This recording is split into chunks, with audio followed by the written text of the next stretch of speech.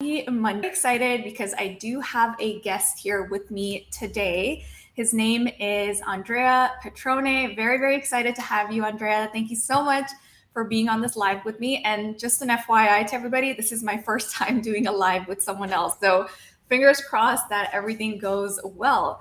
All right, before we start, Andrea, please go ahead and introduce yourself to us. Yeah, first of all, hi, Maria, and thank you so much for arranging this. I'm so excited to have this conversation because such an important topic. And about me, I live in London. I've been in a corporate world for more than 20 years. And what I do now, essentially, I'm a leadership and change advisor. So I work primarily with the C-suite. So people, they are in a very high role and helping them to drive change and major initiatives. So sometimes it's with the team, sometimes about strategy, but also I help people going there. So find a way to effectively become the next CEOs or maybe the next C-suite executive. Amazing. I'm so happy to have you here because majority of my audience, majority of people that I work with, that's what they're looking to do. They want to move up. They're very ambitious. They understand how important it is to get out there, to speak up more, because they know that's going to help them become better leaders in their field. So before we get started, I know that your audience is watching as well. So just a quick introduction. If you don't know me, my name is Maria Malik. I am a public speaking coach, more of a corporate speaking coach now. So my audience is more people that are, again, just like Andrea, looking to move up the corporate ladder, but they're afraid of public speaking. They don't know how to give the most amazing presentations. So that's where I come in and I help them do that. So we have lots of people joining us today. Andrea, very, very excited. And I just want to let everyone know that we will be doing Q&As, answering all of your questions throughout. So please drop them in the chat box. As we're talking, I will look out for the good questions and we'll try to answer them as we go along. All right. Wonderful. Awesome. Okay, Andrea, so tell us, I guess my first question to you would be, who is someone, first of all, what is like the biggest challenge that people face when they are trying to move up in the C-suite? Yeah, and there are many reasons and there are many things that normally people, they found difficult to put in place in order to become, a senior executive. Let's say senior executive. It doesn't really matter whether it's CEO, is a CEO, or a similar role. So in my experience working with people, and by the way, I've been there myself, so I think I know what I'm talking about. But even working with people, they are aiming to become the next executive, the next maybe CEOs in line. What I think really happens there are two problems, main problems. So one is lack of visibility. So not having enough visibility in the organization to be recognized as one of the next in line. So it's really about the succession planning not necessarily in place. So I've been working with people, they're trying to raise their hand and say, I'm here, I want to be the next one, but they struggle to build a level of visibility. So they ended up maybe to not having opportunities, because sometimes, honestly, it's really about a combination of luck, serendipity. So you have to be there at the right place at the right time. But if you're not visible enough in the organization, you won't be considered anyway. So then we can go maybe a little bit more into the visibility, how we can build visibility. The other major challenge is maybe not able to be or to have enough level of influence in order to make sure people, they really get the buy-in of their ideas or your ideas, and how you can actually essentially influence people and say, okay, I'm ready now to be the next in line.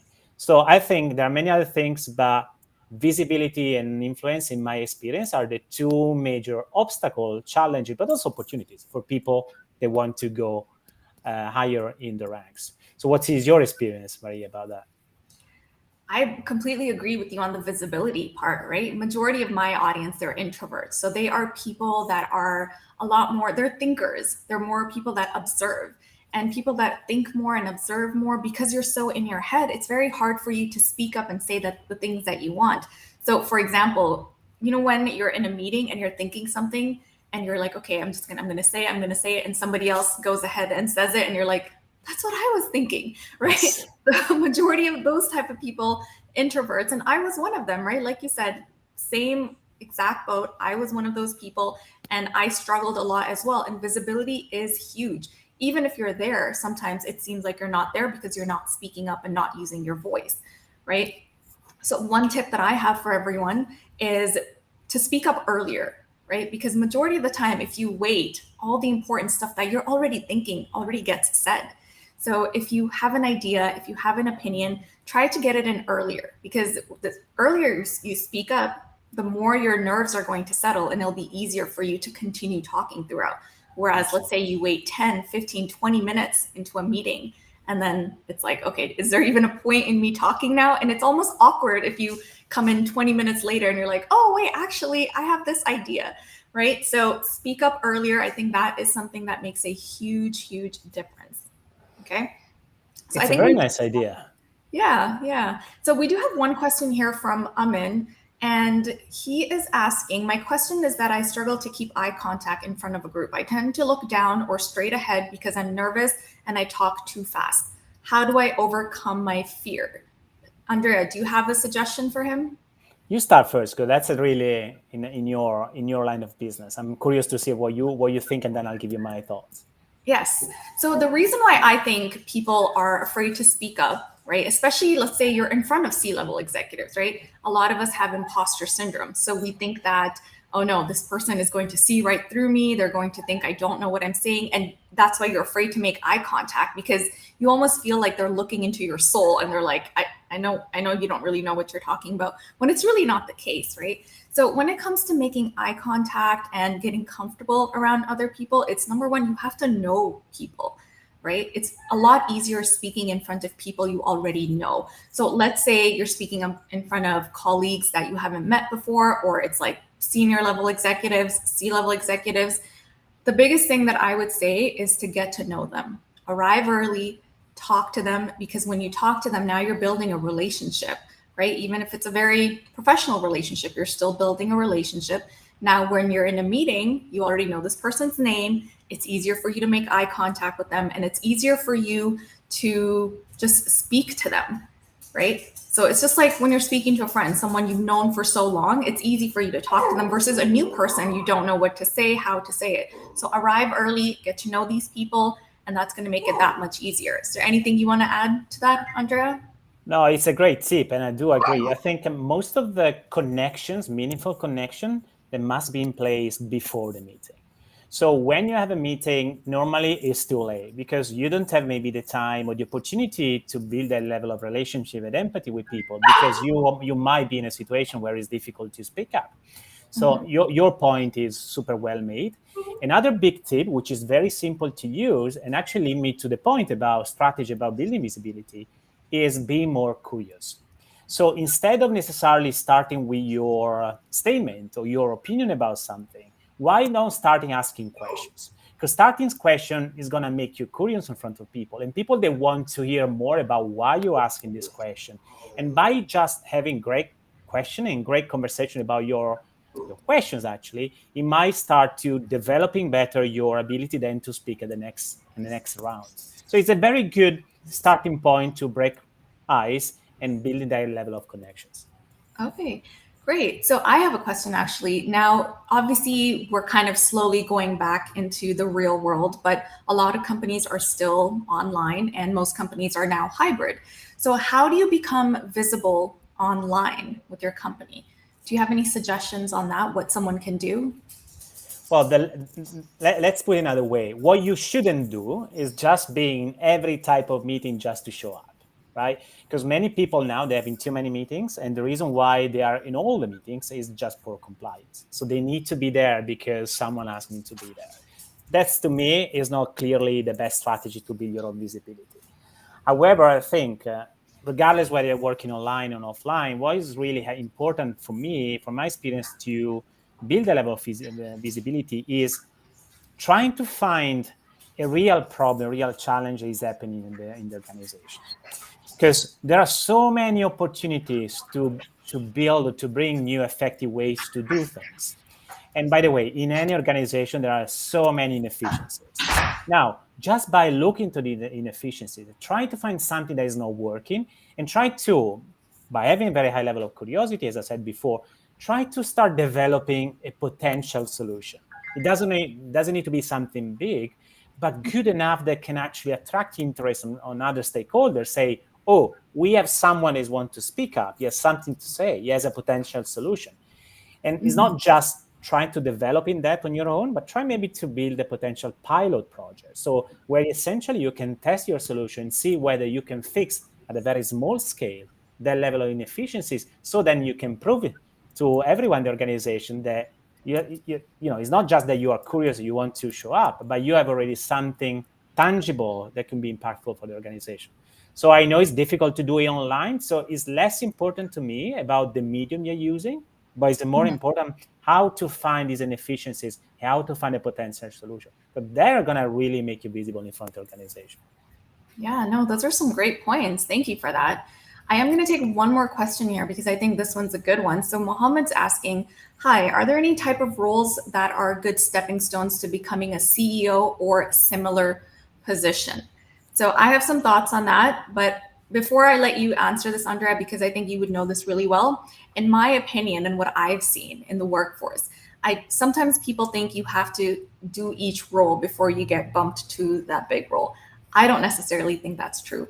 I have personally jumped from a very entry level role to a very senior level role, right? So I don't think you necessarily have to go through each role to get to that big position. And I think that's also a mindset thing because people, they're not aiming as high, right? They think I need to go through all these steps to make it there, and they don't even try to make it for those bigger roles. So I just wanted to kind of put that out there because, like I said, in my opinion, it's you can have that jump. So it's not necessarily what role. But how would you answer this question, Andrea? No, by the way, your point is super well made. And that is an amazing question because that opens, honestly, the conversation about what type of roles I need to look at. So one thing I learned in my experience that's also very, very critical is those people, they have a very specialized expertise. They normally don't tend to get to that level. Or they tend to get to the level, but normally they stay along the same type of expertise. So let's put it in, let's give an example. The typical example, the salespeople. You start with a sales rep, then sales manager, maybe then sales leader, then maybe you become a chief commercial officer, then maybe you stay there. So that is a path. That doesn't mean that you can, go into the CEO role from a chief commercial role. I'm not saying that. But in my experience, and there have been many books as well, and many people talking about that, the more skills you know in your organization, the much more you'll be adaptable in the future to cover a role like a CEO. Because the CEO, as we know, doesn't know anything, doesn't have an answer for everything. So people, they are promoted to the CEO, they are not necessarily those people, they know everything about the business. So by what they know, they are able to be flexible, adaptable, because they've been in a different type of roles for most of their career. So if you are now in front of the crossroad, and one could be stay specific in what you are doing, so your main skill, or going very broad and try to learn more things, I will go with the latter one. So I don't know what you think on this.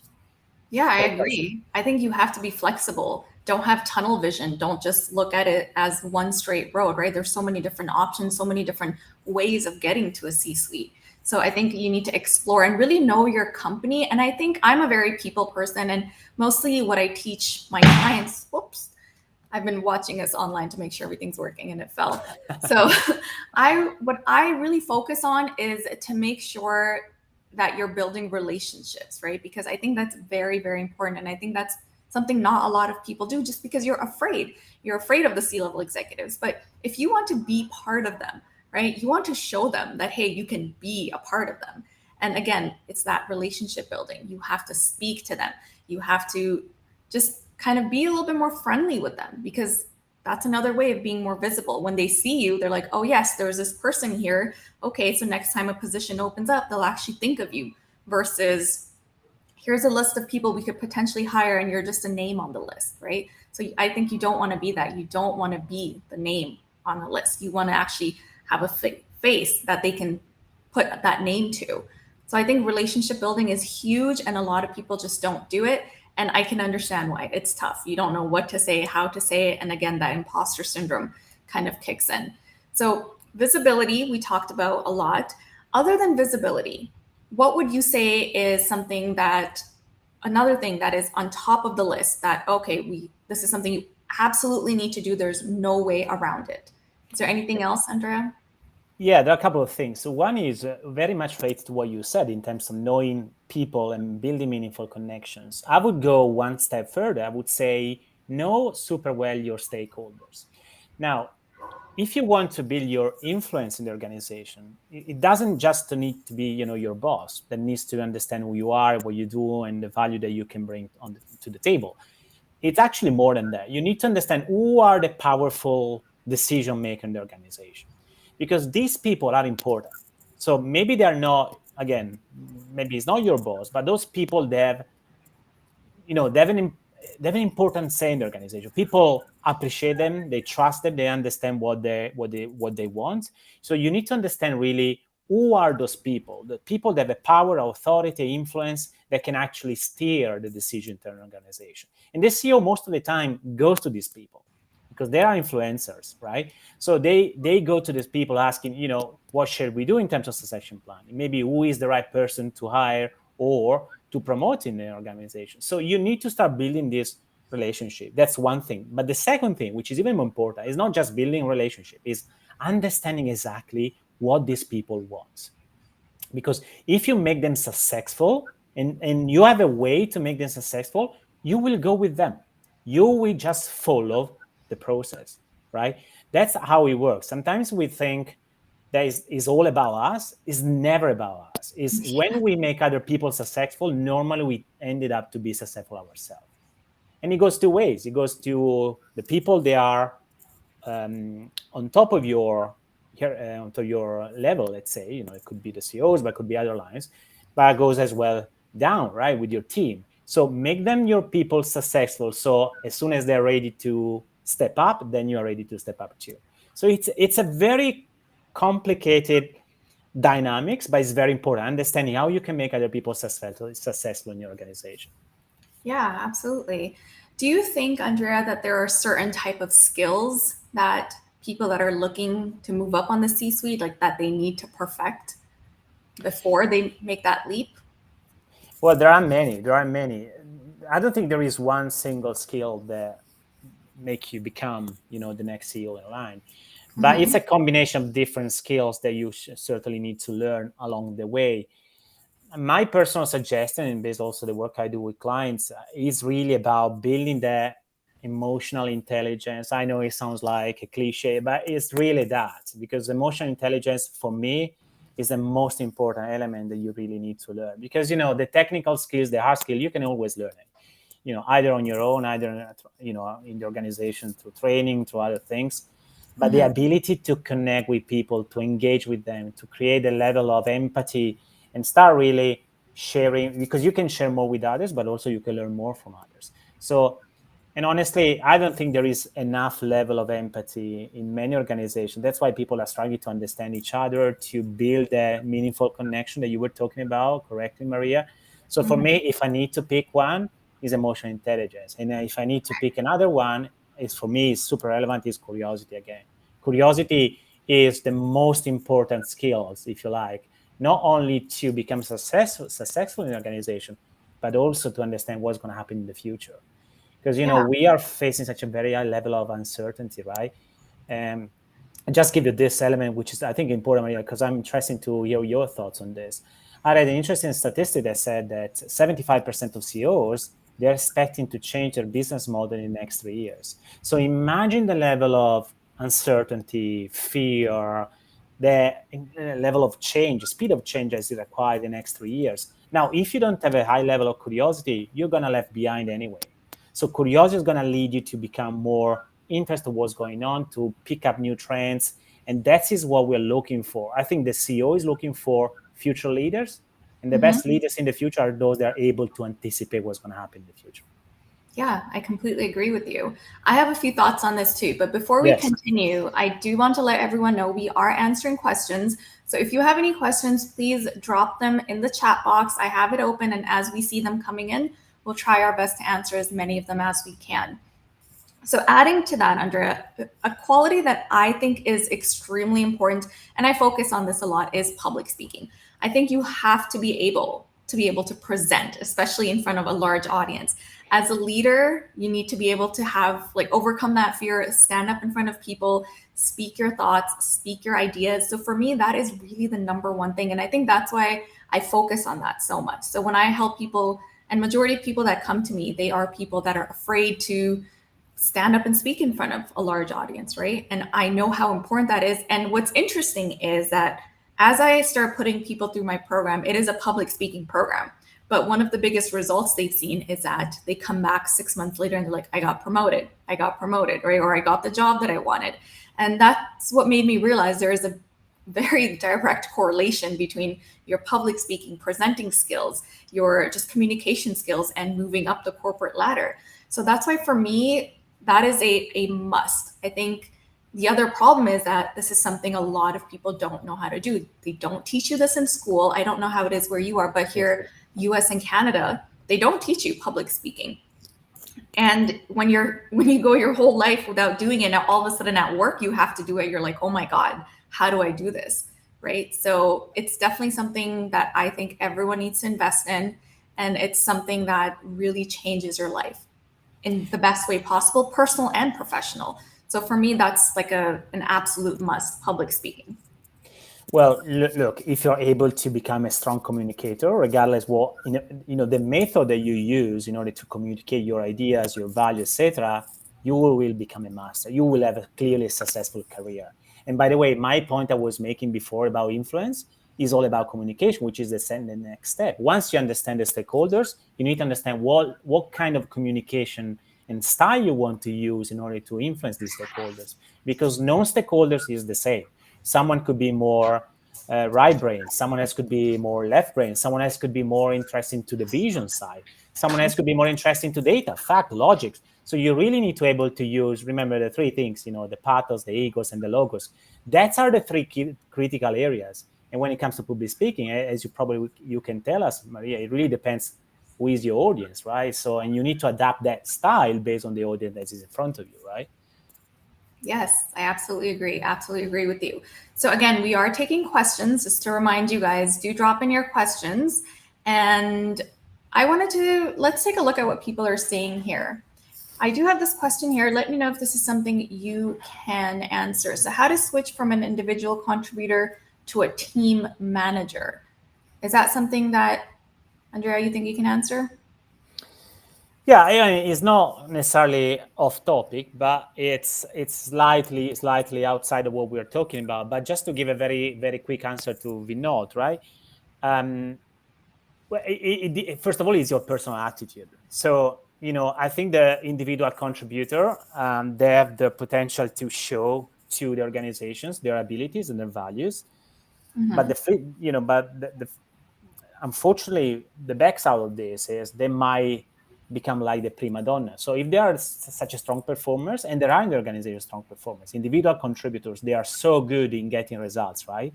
But I don't believe that is the way to become the next CEO in line. Why? Because normally organizations, they don't really like the prima donnas because they bring results, but they normally have a very short view, short term, of what that results means for the entire organizations. What I think the CEOs, especially the good CEOs, the great leaders, what they want to see the team as a winning point. It's not just one single person. So in order to switch, I think first is the attitude. The second is how you approach and deal with people. So stop thinking about you as me. Start thinking how we can engage people. And as I said before, how we can make other people successful.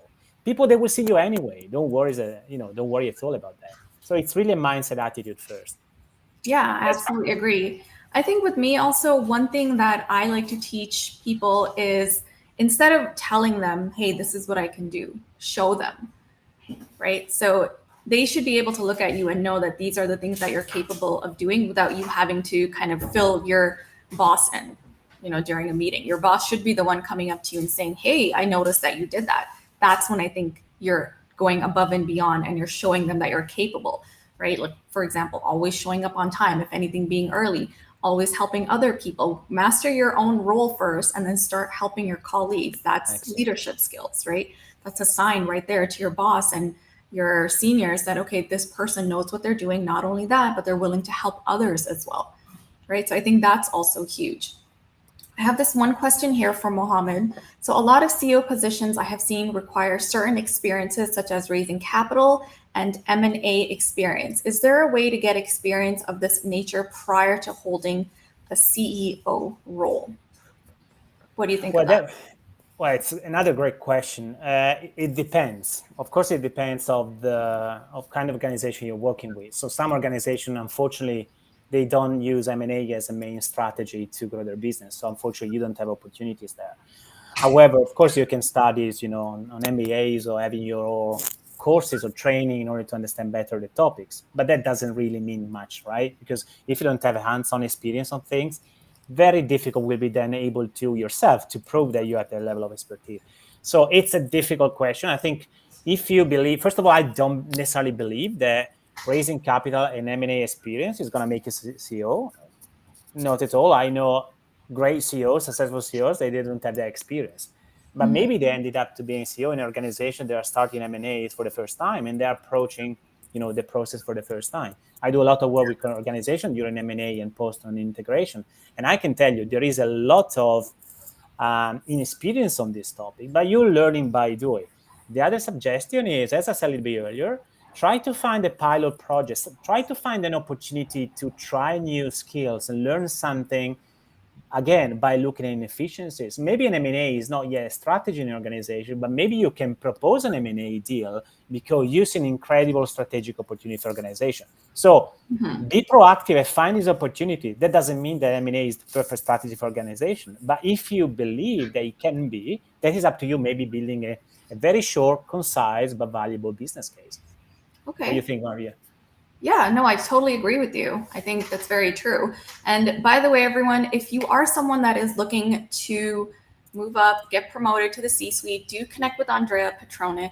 He is very skillful in this. This is exactly what he helps people with. So do send him a connection request, do follow him. He creates lots of great content. I see your content all the time, absolutely love it. So if this is something you are interested in, make sure you're following Andrea.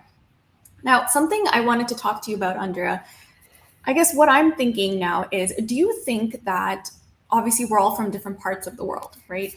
US, Canada, we have Europe, India. I have a lot of people that follow me from India and different parts of the world. Do you think that it's the type of skills that you need? Do you think they're different and vary based on your region? Or do you think that it is kind of all universal? You need the same skills, you need to do the same things no matter what part of the world you are in. What are your thoughts on that? That's a very interesting question. So I don't believe that the kind of skills that you need to become a successful CEO or get into the C-suite is going to be necessarily different. However, what really matters is the cultural differences.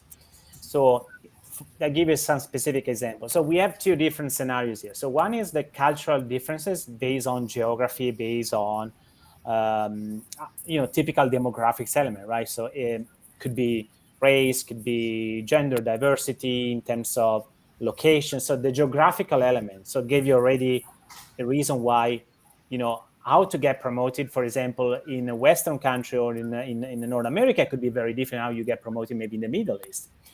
So that's an element of a little bit broader cultural element. The other one is a cultural element within the organization, within the market. So there are some organizations that are very hierarchical, as we know. So in order to get up to the ranks, you need to go through that process. Other organizations are very flat. So when they're very flat, it doesn't really matter. So because you don't really going really vertical, bottom up. You might, as you said a little bit earlier, Maria, you can get promoted just by delivering the best possible projects, and you get the level of visibility in a very matrix, flat organization, and maybe you become the next CEO in line. So it depends. Yeah. So you should definitely look at the company you're working for and the type of culture that it has, right? Correct. And if you Correct. feel like you're in a company that it's just kind of impossible to break through because everyone is just networking or there's a lot of favoritism, then maybe you should go to a different company and try to get promoted faster, right? It potentially could be a strategy. So one other thing I've noticed is now with all these international teams, so people that are normally very far away from the headquarters, they don't get the level of visibility. And that is the fact. And I remember to some extent it happened to me a little bit early in my career. I was working in West Africa and the headquarters was in Europe. So you really need to do something more. So it's not about the skills, but it's trying to deliver some results or outcomes that can actually become visible at a quarter level. So now I think what is really happening, Maria, is with this decentralized team, it's much easier to work independently and autonomously in your project, but there is less visibility at headquarters. So you have to really do more in order to be the level of visibility.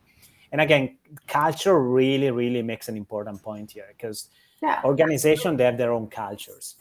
Yeah. So I've worked in the corporate world in Canada for the most part, and I've worked in the corporate world in the US as well. So majority of what I teach, like I have clients from the UK, I have clients from Germany, a whole bunch of different parts of the world.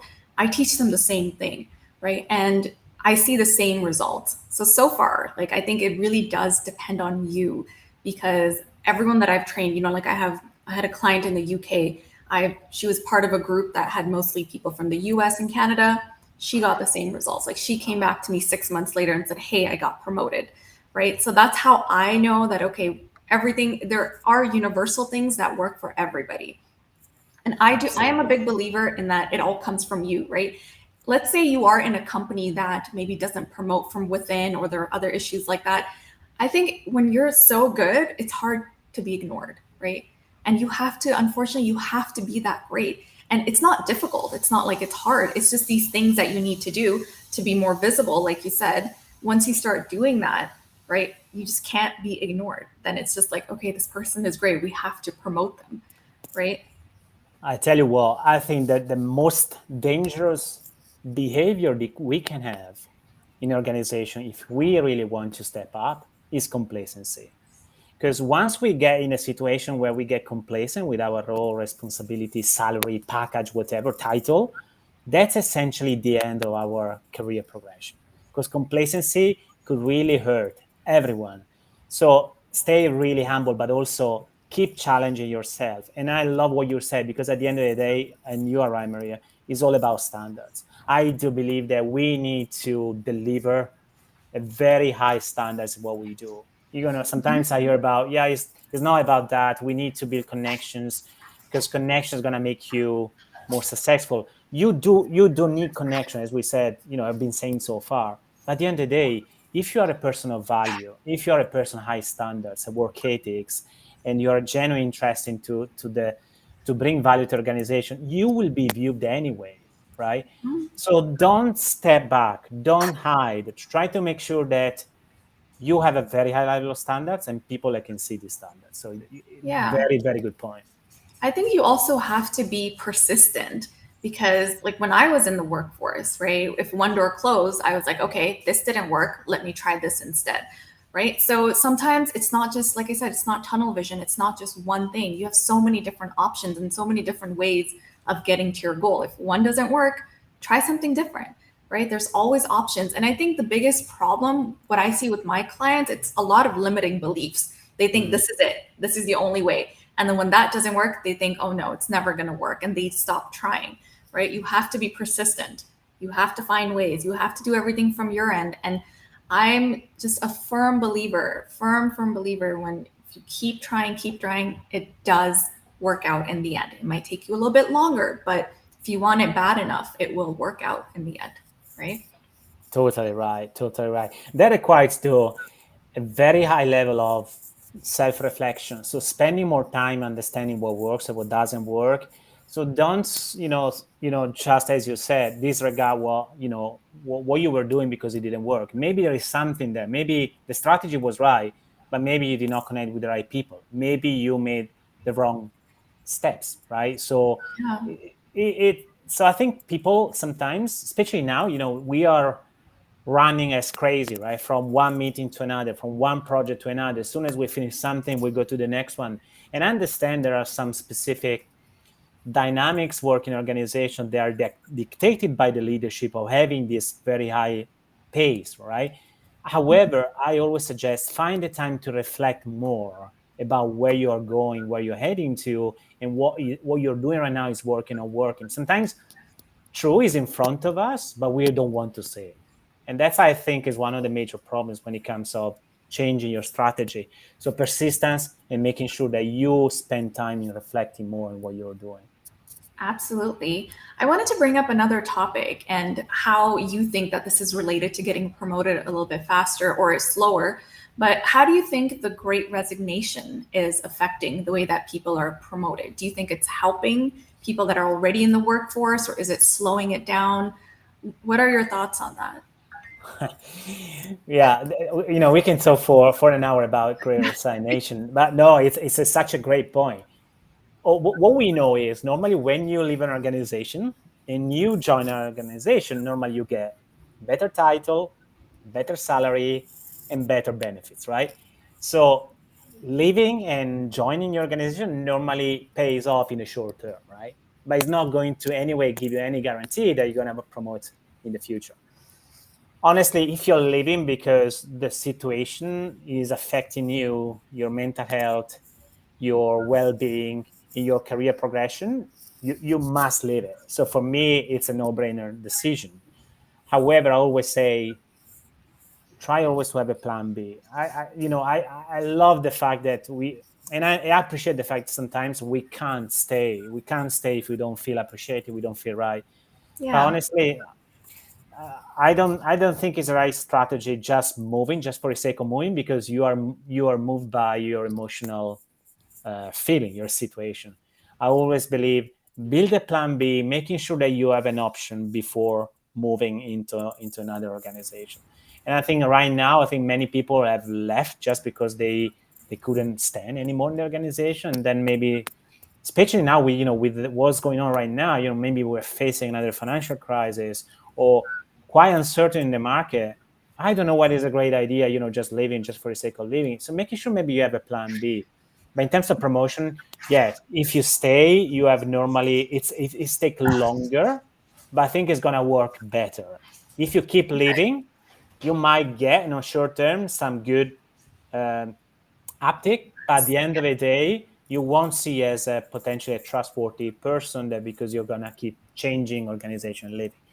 So Okay. it's a tough call. It's a tough call, not easy. Okay. I wanted to touch base on just one more topic, and then we are going to open up just the questions. So we'll just do questions. So, again, if you have any questions and you're watching this live, please let us know what questions you have. We're going to talk about one more thing, and then we'll get into just Q&A and answering questions for you guys. So, what I'm thinking, Andrea, I wanted you to maybe walk us through your most successful client, right? What did that person do? What were maybe the exact steps that they took? And then I can give you an example of mine as well. But what were the exact steps that they took to get promoted to C-suite faster? Yeah. So normally, what we do, Maria, we normally start with a very deep assessment on what is your current situation, in particular what I call the core competencies, trying to understand what are the behaviors that you have the tendency to follow. It could be in terms of your energy pace, your attitude, the way how you make decisions. That is a very good starting point because we think we know who we are and what behavior we have, but until we really assess them in a very deep way, then it's going to be difficult to make sure that we are on the right path because you can start working on yourself or maybe on the wrong things. And also asking people around you. So, what other people think about you because, self-assessment, self-perception, self-assessment about who we are is good, but it's not enough. We need to understand what is the perception of others. And sometimes things actually they're aligned, but most of the time they're not, because what we think about ourselves is very different what people think about you. So that's a very good starting point. And normally that is actually setting the scene for the kind of plan, a coaching plan normally we follow. So that is a really behavioral changes. That's number one. Okay. But and meanwhile, we take normally another line of coaching, which is more related to the specific problems that normally you potentially come up with. It could be I need to improve my communication skills. I need to be more influenced, or I need to be more effective in my way of spending my time. So it's really different based on the situation. So there is no one single fits to all program, but Okay. normally the starting point is behavioral changes. That's what I'm looking for. Behavioral changes. Got it. So speaking of assessments, you were telling me earlier that you do have something for everyone watching right now. Can you please let us know how can people get an assessment from you? Yeah. So it's free, and thanks for reminding this, Maria. So I don't normally promote much, but it's either on my LinkedIn profile, you can see in the feature section, or on my LinkedIn. So it's www.andreapetrone.com, and you will find it. It's a free assessment. It's very good because it's just 8-10 minutes, and it's gonna give you an idea where you are in 5 core competencies. That's not the same assessment I normally do with clients. We're gonna go a little bit deeper, but with this, you will have a better idea in terms of what is the clarity that you have, the influence that you have, the relationship that you're building, the performance that you're making. So these are the kind of things I'm looking for. It's a good start to give you an idea. It's going to give you a score, and then you can compare with other world-class leaders. At least you know where you are in your leadership development journey. Okay, perfect. I think that's very useful. So, if you are someone that is looking to get promoted to the C suite and you want some guidance, then again, go ahead and go to Andrea's profile in his featured section. He does have a free assessment available for you to kind of help you and get started so that you know what you need to do. Okay.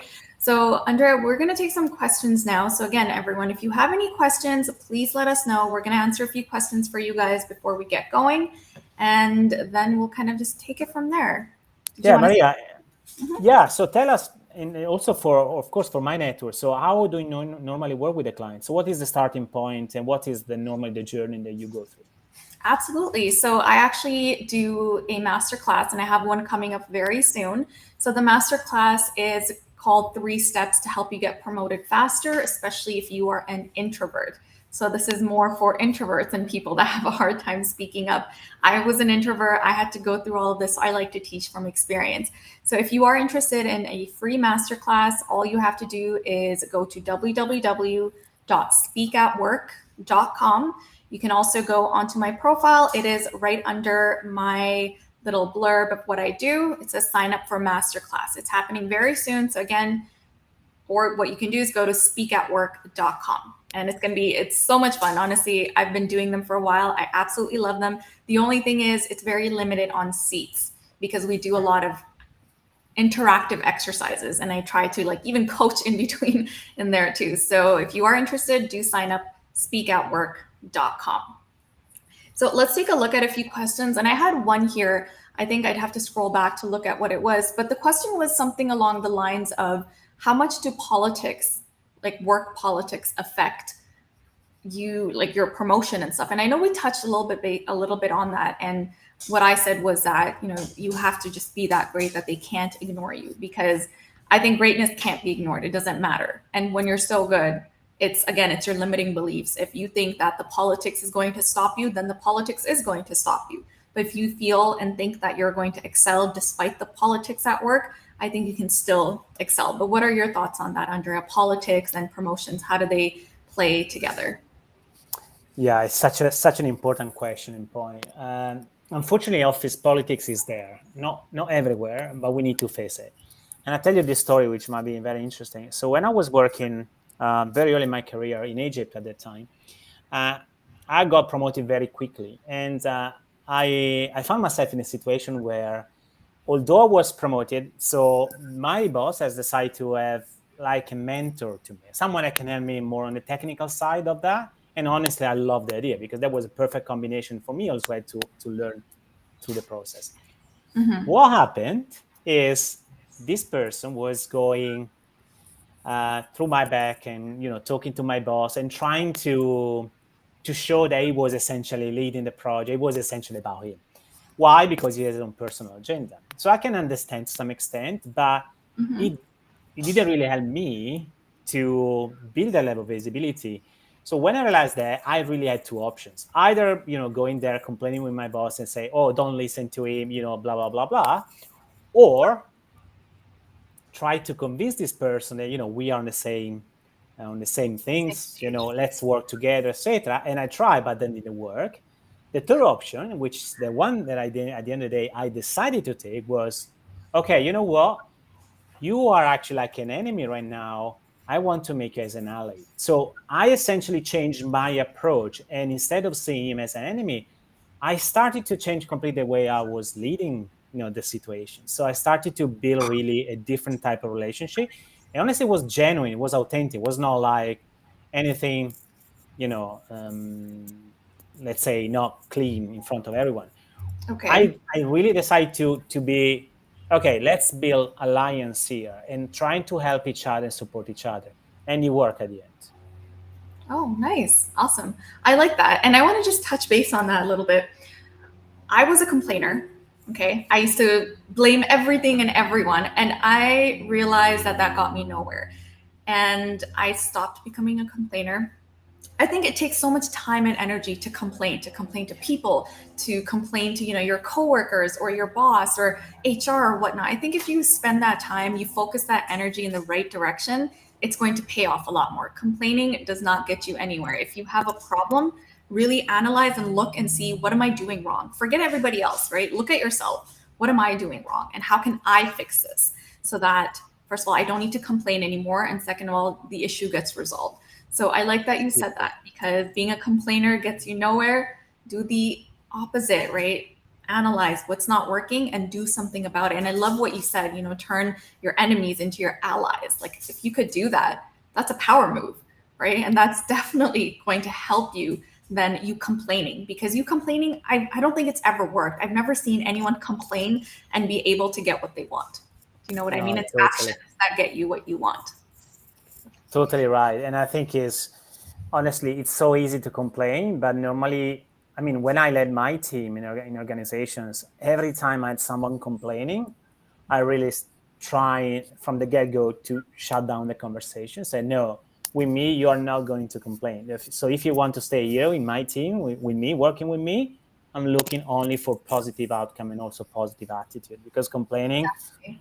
you're right. I hate them, and people normally have a very bad perception about complaining in organization. So Yeah, it's not going to get you anywhere. All no. right, let's take one more question here. And I really like this one. So Samran is asking, what is the proportion of technical versus behavioral competency to go up the ladder in the hierarchy?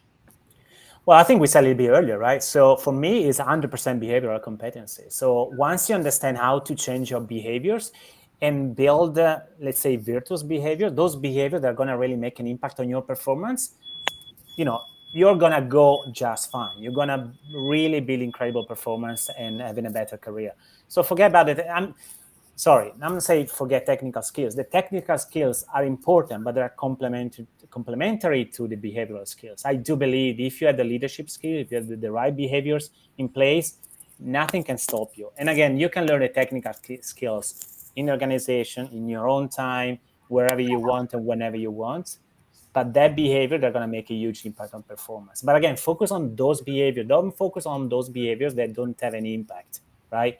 So Yeah. if, for example, arrogance is, which is actually comes quite often when I work with clients, arrogance is one of the big things. It's quite popular. So changing arrogance, it will certainly have an impact on performance, because the perception of people about you will be completely different. But changing, for example, the time when you attend meetings and be on time, yeah, it's a great behavior to change, but it's not going to make an impact on your performance in the long term, right? So you Mhm. still need to change that, but don't focus on the small things. Focus on those behaviors that really make a difference. Yeah, What do you think, Maria? I agree, because when I was in the workforce, like I was there, my first job, I was there for a year, and I saw this one girl. She came in, she was there 6 months, and then she got promoted, and that bothered me so much. I was like, what's happening? And like majority of what I've learned is from experience, and that's what I teach people as well. So I spent a lot of time analyzing these people, like what's going on, what are they doing that I'm not doing, right? And because I did the job just as well as her, right? She learned it in 6 months, like 1 year, and I was doing the job great. And you're right. The biggest difference was the behavioral part between me and her. We were both doing the same job. We were both doing it well, but she did it for 6 months and she moved up because of her behavior, because of her confidence, right? And because she spent that time doing those extra little things that I wasn't doing. So it Yeah. does make a huge, huge difference. And technical, I think the technical thing is that everyone can learn a job, right? That's never hard. People hire you because they know they can teach you the job, but they want to make sure, are you going to fit in? Do your values align with the company? And are you someone that is going to be easy to work with, right? That's more what they look for. So you have to be able to do that. And now, once you're in there, once you have that job, now you got to bring in that extra little bit to kind of move up, and you can't get comfortable. You have to go out of your way and do extra things. So I Absolutely right. agree with you. Absolutely right. Yeah, perfect. Well, this was great, Andrea. I think we gave everyone here a lot to kind of think about, a lot to talk about. Is there any last notes or last words that you want to leave our audience with? Well, I think we covered so much stuff. Actually, I couldn't think about. So great question, great conversation. I think one final takeaway, maybe something that we said, but maybe it's good to reinforce it, is don't be shy, which is very good related to being introvert. Maybe don't be shy. So be out there, show your value, show that you care, show that you are curious, show that you have a solution. Because I haven't seen actually successful C-suite leaders being shy or being actually or work in the shadow. It doesn't work in that way. So you need to step up. I know it requires confidence. It requires stamina. It requires drive, persistence, all the good stuff. But honestly, if you really want to succeed, you have to do it. So now Yeah. you can do yourself. You can work with the coaches like me or Maria. You can do, you can read one book per week. So do it, but just do it. But make sure that you do it, because shining, requires not being shy. Yeah, I totally agree. One last thing that I want to leave everyone with is I think you should get help if you are very serious about this, because learning things on your own takes a long time, right? And there is a lot of free information out there, which is great, but you might be doing it wrong, right? So I'm a firm believer, if I want to learn something, like I will hire someone. Okay, teach me how to do it, because time is so valuable. And if you can teach me how to do something in 1 month versus an entire year, like that is definitely worth the money. It's worth every penny, right? So if this is something you really want to do, if it's time and you're kind of ready for it, then get that extra help. And you have Andrea here, you have me here. This is exactly what we help people with. So get in touch with us and let us help you reach these goals and reach them much faster, so that you're no longer wasting any more time. Okay. But Andrea, again, thank you so much. We should definitely do this again. And let's stay in touch. Let me know how everything is going and all. And again, thank you so much for coming and answering all these questions. Well, thank you so much. And first of all, thank you so much to the audience, because you've been great, guys. So great questions, great contribution. That's exactly what we were looking for. And to my audience that is listening or looking at or watching right now the live, follow this lady, because she's posting something super amazing. So for me, it's one of the best people to follow on LinkedIn, because Aw, what thank you. she shares is genuine, authentic, and really valuable. So that's why I'm so glad actually to do this with you, Maria. Great. Thank you, Andrea. I really appreciate it. Thank you so much. So I'll see you soon. And again, thank you so much for joining us, you guys. We hope you learned a lot, and we'll see you guys next time. Bye. Bye, Andrea. Bye, Maria.